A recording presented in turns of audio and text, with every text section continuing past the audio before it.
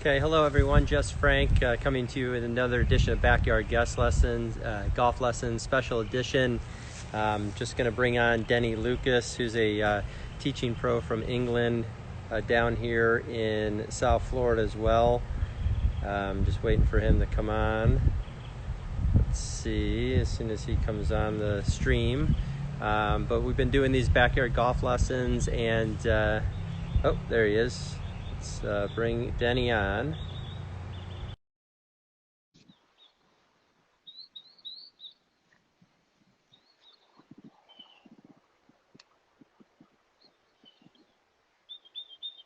Just waiting for Denny to pop on here. Oh, there Hey, he is. how you doing? Good, man. How are you? Yeah, pretty good. Yeah, we're in the same boat. Yeah, exactly. Yeah, not much golf going on at the moment. No. Palm Beach County, and everything down here in South Florida is locked down. And I just actually saw a notice come out from the PGA about Martin County saying that only now Martin County residents can play golf there. So Oh, really? they're kind of, yeah, I think they're cracking down. They still kept it open, but they're still cracking down at the same time. Yeah, yeah. So, I'm but not surprised really. I'm surprised it took this long, really. yeah, I've had friends that have driven all over the state to play golf, and I'm like, Oh, really? well, I Yeah, mean, better off staying home, staying safe, and we've chatted a little bit, so it's kind of cool yeah, about we're both in the same boat here playing daddy daycare, and definitely. you're a new second grade school teacher, so I love Exactly. that. So, but Yeah, it's a lot more but difficult than teaching golf for sure. exactly. Yeah, man. This is a whole new education, Yeah, but definitely. yeah, makes you appreciate the good stuff for sure. And spending this time is kind of blessing in disguise, is what I said. Yeah, So definitely, definitely. yeah, Time to educate yourself and do different things that you wouldn't normally do.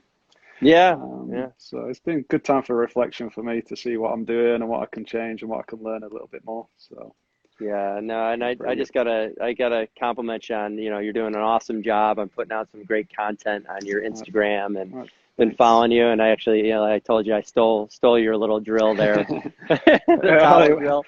it's not my drill. I'm just passing it along from other people. So Yeah, right. But that's the thing. Just it's pretty awesome though, because with social media, especially for us, is that, we used to have to, like, travel and go see people teach, and now, it's just all on the internet. Not to say that it's not yeah, a great thing to do that, but right, people are so, golf pros are I think some of the most generous people in the world, and definitely. we're always sharing knowledge and trying to help Yeah, people. So, yeah, but absolutely. yeah, man. So give me. Well, first of all, I had the fortunate chance of meeting Denny at a phenomenal event called For the Brave, Mm, put on by our friend Michael Murphy, and it was Denny was our pro for the group, and we had a great time, and just you were super humble, and we had a lot of Thanks. fun, and just started a friendship from there, and I wanted to thank you for that, and That was great. fortunate for us to hook up there, and Yeah. you're a heck of a player too. You hit the ball really Thanks. nice. But tell me a little bit about your background, where you're from, how you made it down here. Yeah, originally from England, Hmm. Worksop, born and raised there. And one of the guys who was the junior there, Lee Westwood, he's 4 years older than me, so I always had him to try and emulate. And then a Sure. couple of years below him, another guy, Mark Foster, who got onto the European tour, did well out there, won on the tour. So I always had a couple of guys I was always trying to chase. Sure. Then I had a pretty decent pro career. I played some European Tour events, probably 20, 25 of those, and played the Right. Challenge Tour for many years. And then when I was 30, I came over here to America to try the Nationwide Tour as it was then. I Sure. played did five Monday qualifiers, and at that time, two of them were in Georgia, and at that time I met my wife. Okay. So then after that, I kind of moved over here and started playing tournaments over here, just mini tours, the Hooters, for a few years. And Right. then in 2009, I tried to play and teach at the same time, just to, because the money's not always that great on mini tours. Sure. And so pretty much been teaching since then. I had to stop playing a couple of years later. A couple of tours kind of went under, as they do. These mini tours, they sometimes don't Right. last. And so I've been teaching since 2009. Then moved from, I was in Georgia for 9 years, and then moved down here to Jupiter in end of 2016. And then been here since. So Yeah. that's Yeah. pretty And much. how'd you go from, I mean, obviously there's a lot of tour players who go from playing to teaching, but what kind of like spurred you on to that, into the industry of teaching golf? Well, when I stopped playing it, I mean, I really loved the game, and it was like trying to stay in it. I never saw myself as a teacher, just Hmm. mainly because I'm kind of quiet and a little bit shy, and just didn't think I could push myself into telling people what to do. Right. But then once I started and I started learning, I've always been interested in the swing, because when I was a teenager, the sort of videos at the time what I had would all be David Ledbetter videos and teaching videos. It wouldn't be like tournaments. Sure. So I was always into trying to figure out how to swing it, and what the body was doing, pretty much my whole life. That was probably what kind of slowed me down. I was so trying to be perfect Right. in my playing days. But it's turned around, so it's helping me now. So, Yeah. so No, no, that's a good no. thing. Absolutely. I mean, you only learn how to teach by experience. Yeah. And Oh, getting out there and grinding on a daily basis and yeah. educating yourself. But really the only way to learn how to teach is having the experience of playing and teaching at the same time. Right. Sure. So you've got it, and plus, I mean, your personality has been phenomenal for this type of industry, because there's a lot of people who like that. They Right. like the laid back attitude, and that's kind of how I approach it as well. And Right. I Sure. don't try to be overbearing and tell everybody Right. what I know or whatever it is. I Right. can tell by Yeah. your students, what you show on Instagram, Yeah. how much they appreciate you, and all that. So Thanks. yeah, absolutely. So do you have any mentors for teaching? Did you Yeah. learn from anyone? Yeah. I mean, in my playing days again, I was Hmm. taught by Pete Cowan for 7 years. Okay. So he's been a big influence throughout those days, and then since then, any chance I get to see him at tournaments, I get to talk to him and pick his brain quite a bit. Right. Um, and then being over here, another guy, Kelvin Miyahira, Sure. I started working with him and learning under him from 2015. In January, I started doing his certification then, and for 2 years, and then unfortunately I had a stroke in Yeah. January 2017. So for those 2 years, I learned a lot from him, and he helped me really to, a big part of it was not only the technical sides and what the body's doing and things like that, but how to structure a lesson. Right. So I'd never really had anybody kind of guide me through that, and he helped with me on that a lot. So big help, Yeah. just pointed me in certain directions, what to look out for and things like that. So he was a big Sure. mentor for sure. Yeah, yeah. I mean, those are two awesome people. I mean, Yeah, Peter Cowan, I mean, he's a legend in the teaching industry and yeah, has helped so many players. yeah, And he's a guy that's a low key guy too. You yeah, don't really hear much from him or about him. I mean, if you're in the industry, you know who Peter Cowan is because of the right, success he has or he's had with all sorts definitely. of players. And then Kelvin, really, I think he came from the Ledbetter school and saw Yeah, what was going on when Tiger came out, and right, looking at the differences between what Tiger was doing and what Nick Faldo was doing, and the speed that Tiger was generating. And I think that right. really kind of opened his eyes and said, hey, maybe I need to go in a little bit of a different direction Yeah, than what was definitely, currently taught. So um, definitely. and that I'm sure has helped your instruction, and Yeah, like you yeah. said. Just looking into the body and how it moves and things like that. Right. Nobody's ever got it perfect or understand it fully yet, but everybody Sure. keeps learning. We're all learning. So, Yeah. but Yeah. he helped me get interested in that. Yeah, no, for sure, for sure. Yeah. So where you teach now here up in Palm Beach in South Florida. Yeah. So tell me a little bit about your lessons and where you teach and all that Yeah. good stuff. I'm teaching at Coastal Performance Hmm. gym in Palm Beach Gardens. Great gym. And they've got TrackMan simulator there, so we Hmm. do the indoors. So it's great because in the summer it gets pretty hot. So everybody still get the air conditioning, and then in the afternoons when it rains, we can still do lessons. So I don't have to cancel any lessons being indoors. So it's really good. And they've been great to me. Got a couple of guys there, Brendan and Mitch, who really into golf and work with quite a few golfers on the fitness. So it's been great. Yeah, it's been really good. Some great guys there. Yeah, I've been up to Coastal, and it's a pretty cool setup for sure, with the gym and the TrackMan, and you know, just be able to go through the TrackMan combine is pretty cool. Right. Yeah. Did you work with TrackMan at all when you were playing, or was it just kind of as you got into teaching? As I got into teaching, when I remember, I think I went on a TrackMan probably, I don't know, just as my playing days were getting less. I don't know, whether 2010 to 12, somewhere around that area. But it was only because somebody had one and I was doing a driver fitting. But then it took another 5 or 6 years before I got on another one again. Right. But yeah, I mean, it's made a big difference, you know, to teaching and understanding what's going on.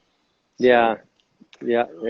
So who are you mainly teaching now? Is it because I know you've had some pretty high level players, but are you mostly into, you know, just the regular handicap players? I know you're doing a lot of online lessons. You teach a couple players across the world. So tell us a little bit about your stable players.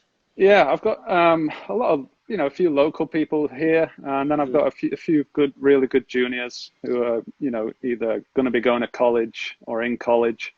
And those are the guys that really kind of excite me to do stuff, because I can kind of see myself in them, you know, and try and help them to navigate the waters and not go down wrong paths, and to, you know, to structure their practice and be able to help them through it. And because I've kind of seen what people who are successful do, so it helps me to kind of guide them in that direction if they've not thought of that.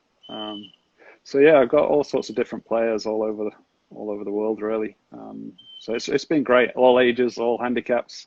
So even the higher handicaps, you learn a lot from just teaching them. I mean, it's pretty cool. Carry on.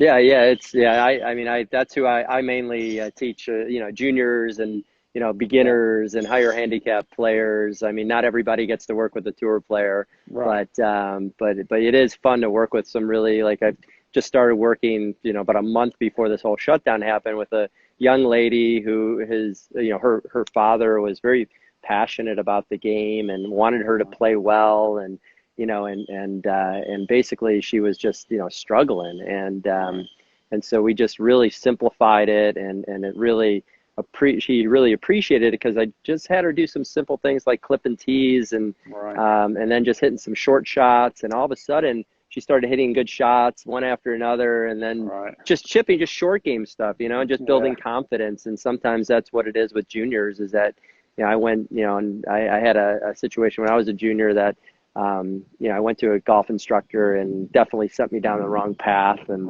had you know, that was a tough one to come back from. But so I'm very sensitive to that as well. Sure. You know, and so you know, you worked with a phenomenal player, Victor Hovland, for quite some time. Talk about how you came, and, you know, how you came to work with him. And I mean, he was, you know, U.S. amateur champion. You helped him to do that. So obviously you can help some people get to some very high levels, which is phenomenal. Yeah, you got to have the talent there as well. And I could, you know, he started work. He did some online lessons with Kelvin, and then he saw Kelvin came over to Jupiter. End of 2016, so November 2016, saw Kelvin. And then after Kelvin had his stroke, I told him, I said, you know, look, I can do my best, look after you, see what happens, see where it goes. So we did. So we started working together. And he played pretty good. And then we made some bigger changes towards the end of 2017. He came to Jupiter end of 2017, and he wasn't playing his best. He was kind of hitting steep on it, out the heel, low cuts. So made some bigger changes. And then after that, he was on board with it, because he played the US Amateur that year and he couldn't hold the greens because the flight was too low. So we're trying to get his trajectory up so he could hold greens. And then it's strange how it turns out a year later he goes and wins it. So but yeah, he just just setting down a good path, and he played great. Definitely. Yeah, I mean, they were, national champions, Oklahoma State, Yeah. and then, some good players there. And then just, but you're, again, very humble. You helped him, believe No. me, you helped him get to that Oh, level, which is fantastic. And I know you have thanks. some, like you said, you have some other juniors that they are in good hands with Denny Lucas here. Oh, So, thanks a but lot. yeah, no, absolutely, absolutely. So, so what else are you doing during this lockdown time? What's keeping you I, busy? yeah, I mean, obviously family, that's the Mhm. first priority, but then just watching some webinars. There's quite a Yeah. lot of different companies and different people doing different webinars, so just learning a little bit more there. Been watching the Swing Catalyst and Okay. Dr. Mark Bull, he's been doing some stuff, been looking at their stuff just to see different angles. Right. Just signed up for the Wedge Matrix with James Ridyard. He's Okay. doing an Very online cool. thing, so I just Nice. work on my wedge um, Yeah. instruction. So just to add a little bit more to it. So yeah, just different, just learning as much as I can and trying to Yeah. see how reflect on what I've been doing in my teaching and see how I could structure it a little bit more, a little Yeah. differently to help people. So how about It's yeah. Well, yeah. I've been doing you? similar things to you, but Yeah, that's what I've talked to a number of different pros, and you know what? It's what I've heard from all successful people. They're always learning. I mean, Martin right. Hall and Chuck Cook, and these guys always say they're always researching, learning something new. Right, Learning from somebody that they haven't, heard, new technology or just right. anything that's gonna keep them at the forefront of in golf instruction. And yeah, Yeah, same here. I've been researching, watching webinars. right. Again, golf pros are very generous, and Yeah, just watching some of the best teachers in the world give free information. yeah, And it's I think it's awesome, because I think what you put out to the universe comes back to you. sure. And so that's kind of, as far as the family stuff, yes. Same thing. Daddy daycare. Yeah, yeah, yeah, absolutely. Yeah. But yeah, so tell me a little bit about your junior program, and how you work with juniors and how you structure lessons with them.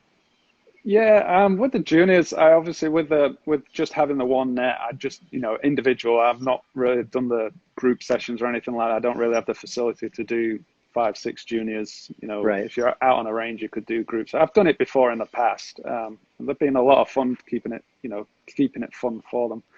right. But yeah, the juniors just come usually through the mom or dad seeing me, seeing my name somewhere. Right. But yeah, I try with the younger ones, obviously try and keep it simple and fun.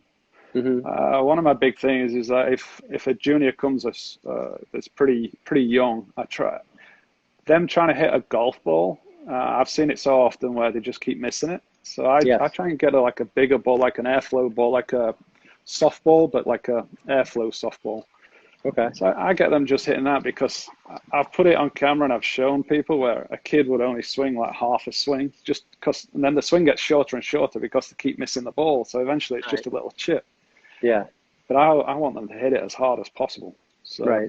get a bigger ball, get them to hit it Yeah. as hard as possible, and then they start enjoying it because they're hitting the ball again. So it's golf again. Yeah. And then obviously if you take them out onto the course, just go to like 100 yards from the green because if you're 450 yards from the green, Yeah. it's no fun. But with them, yeah, I mean, just trying to give them ideas of what to do when they're just sitting at Right. home. I like for my players to do drills at home, Yeah. not just in a lockdown like now, but Right. just I know Pete Cowan is big on that, doing body movements, and he says 15 minutes a day will improve you dramatically, but nobody does it. Right. Because they kind of forget and just, Yeah. it's Yeah. not Get that busy. interesting. Yeah. Yeah. But Yeah. but I totally 100% agree with that, and that was one thing, one of many things that I've learned from Pete. Um, Yeah. just doing it correctly, doing it often, doing it every Hmm. day, and then eventually and then when they go to the golf course, they can kind of forget technique because they've Right. done the training. So I don't want people out on the course thinking about this technique too. I want them to play the shots, whether Right. it's a high draw, low fade, whatever. So it's all I like to for them to do the training and almost forget it and then just play golf. So that's Yeah. it. one part. I'm really trying to emphasize on the kids and the juniors and college players as well. Right. Yeah. No, same thing. I mean, it's just like you can't think about your golf swing when you're on the golf course. You have to do all the training and preparation before you get there, and that goes for any level player. I mean, just the 15 handicap who's taking golf lessons, and training at home. That's same thing. I tell my students, I'm like, get in front of a mirror, do a lot of mirror work. See where the club is. Do a lot of little position holds and things like that. See how your body's moving, how your body's tilting and turning, extending. How your hands work, how your wrists work. And so you just familiarize yourself with the same thing, and then once you get out there, hopefully it's fluid. Yeah, exactly. What would be one let's say one mechanical tip and one playing tip for a junior golfer who's struggling with their game a little bit? And I mean, playing tip, I would, kind of comes mechanical and playing would short game with juniors. And parents get a little bit too much about it if they're hitting it straight. I just want them to hit it hard. I mean, don't worry about just chipping it down, because we can get the accuracy down later on, and you don't need to be like the best junior at 12, 13-year-old in the world. It's later on if that's the path they choose to go down as being a pro. But yeah, I mean, a lot of them don't quite understand chipping. They get out there and don't quite understand the technique, which is fine. But that's one thing. Hit it as hard as you can off the tee, and then chip and putt. The iron play, figure that out in between. I love that. I love it. Those would be the big two for juniors there. And then technique-wise, it depends on the player really, because they all have different. I mean, work on the balance because they fall over. Don't really keep the head. Don't keep centering. Throw it back. And definitely get a golf club that's light. Don't get one that's kind of chopped down adult, which I got when I was a kid, because there were no kids school. Nowadays, US Kids Golf, I think it is. They've got I had the same thing. I got my dad's cut down golf clubs and heavy, and I don't know if it hurt me or helped me, but but definitely the kids nowadays, I mean, they can, they're getting basically customized US Kids clubs to their height, and they're not overly heavy, but no, I love that. That's phenomenal. And how about you've been doing some awesome tips on your Instagram. How about for the 15, 20 handicapper that's struggling with ball contact or slicing? What do you say for them? Yeah, I mean, with the slicing, mainly I do a lot with the right shoulder and right arm, top of the back. I see this a lot, and then coming down over the top. So a lot of times it's flexibility and mobility in the shoulder. So sometimes you have to work on that and get them to try and do exercises to be able to get the shoulder moving that way. So for that, you can put a ball between the elbows, got like the tall striker ball in the elbows, and just to try and keep this more back here than flying up and around. And then it just makes this elbow and right arm and shoulder work better in the downswing. There's a few different ways of doing that, but just putting a ball between the elbows really helps. So that would be the slices. Through impact, I mean, an extension of the alignment sticks. I got a new trainer, TRS, tour rotation stick, which just clips onto the top of the grip, so you can actually grip the club normally. Whereas when you get the alignment stick, you have to grip onto the grip and the alignment stick. But if you haven't got that works just as fine. Just to keep the hands ahead, because a lot, flip. The flipping. The wrist down at the bottom. So if you can just, waist height to waist height swings, just get a feel that the hands are slightly ahead. That's always a good drill. That's what you mostly see people who are trying to help the ball in the air and slapping it and cutting across it. And, but the towel drill, the twist drill is that is. I mean, it's funny. I was doing that during my backyard golf lessons, and so I'm doing that, and then I take my golf club. I'm like, oh, that feels good.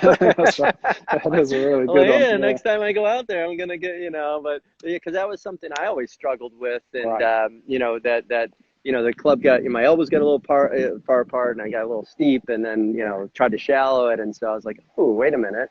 that Yeah, actually is gonna, do that what I need to, and so yeah. So I mean, just anything like that. We're always trying to help people, and definitely. once we get back to normal again, hopefully it will be sooner rather than later. We can start Yeah, helping people and getting them playing better golf. But definitely, yeah, definitely. yeah. So so what else is so you played a little bit, and Yeah. then you got into teaching, and just from there, was there someone who came up to you and wanted a golf lesson, or did you just kind of go to a golf course and set up Yeah, a shingle? yeah. Just when I was in Georgia, I was practicing at a course. It was Griffin Country Club at the time. Yeah.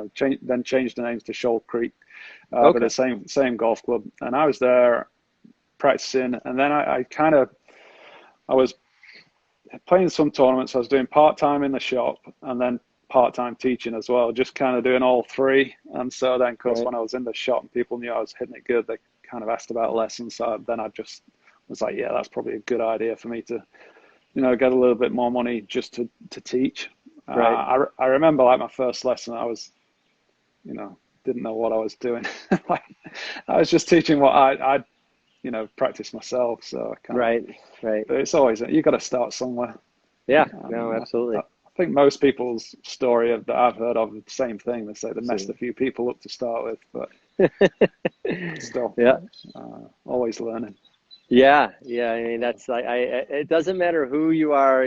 Going to I've been a PGA member for 20 years and teaching for a little longer than that, and it doesn't matter if it's Butch Harmon or Martin Hall or Chuck. Everyone, they all say the same stuff, man. It's like Yeah, they're like, well, maybe I should have given money back on my first couple lessons, but that's how you learn. I mean, it's not yeah, it's you're not trying to hurt the person, but you right. learn what to say, how much to say, if they're what type of learner they are, and Yeah, just really when it all kind of comes full circle, it's just keeping it, I think, simple enough for a student to be able to hit the ball better immediately and then take it to the course, and just, yeah, it's a journey. It's never a straight line, but it's always, right. kind of on a curve, and you're just, as long as that curve's going in the right direction, Yeah, that's most important. So, yeah, definitely. I mean, but I'm always learning every lesson. Feels like I learn mhm, something new. So that, yeah, there's right. no substitute for just getting in there and Yeah. teaching. It's Yeah, I it's think huge. that's great advice for any of the golf pros or younger golf pros, and Yeah, people coming up in the business, and they now you see Sean Foley out on the range, and you see all these guys who are out teaching tour players, and they think they're like, well, I can do it too, and they want to jump a bunch of steps, right. and really no matter who they are out on that driving range, whether it be David Ledbetter or or Butch or one of the Harmon guys, they've always started with just regular lessons. Chris Right. Como, same Yeah. thing. They're all of them started with regular lessons and learning, and just trying to go discover as much as they can to Yeah. help the player in front of them get better. Um, Definitely. so yeah, I mean, I spent a lot of time with Andy Plummer, who's helped me a lot, Okay. and Yeah. so it's he's helped a lot of tour players, but Yeah. he's like you, very humble, doesn't say anything, unless you ask him, and he'll Right. tell you a Sure. little bit, some fun stories about how he can help players, on a Wednesday night Right. get back. But That's cool. it's both of our passions, and we love helping Yeah. golfers, and so yeah, that's fantastic. So you're hopefully when this thing clears over, you're gonna go back to Coastal Yeah. and start teaching again, and Right. I'm sure you've been in touch with all your local students that you know Yeah. Yeah. We're kept in touch for sure. Had yeah a few. A lot of people can't get out to do the swings, so it's been difficult for them, and everybody's just trying to get through this. yeah So yeah, it'll be great to get back yeah in there teaching. yeah, I Really hear good. you. I hear you. Well, I Yeah, don't I want to bet. take I don't yeah, right.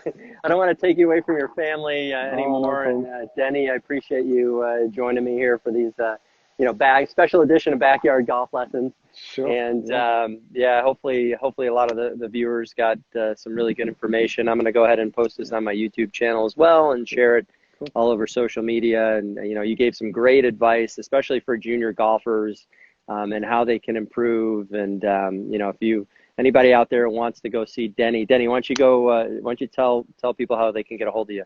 Yeah, I mean, you can get hold of me on all my social media is Denny Lucas Golf. So at Denny Lucas Golf on Instagram, just message me, send me a message on there, or dennylucasgolf@gmail.com. Email me there.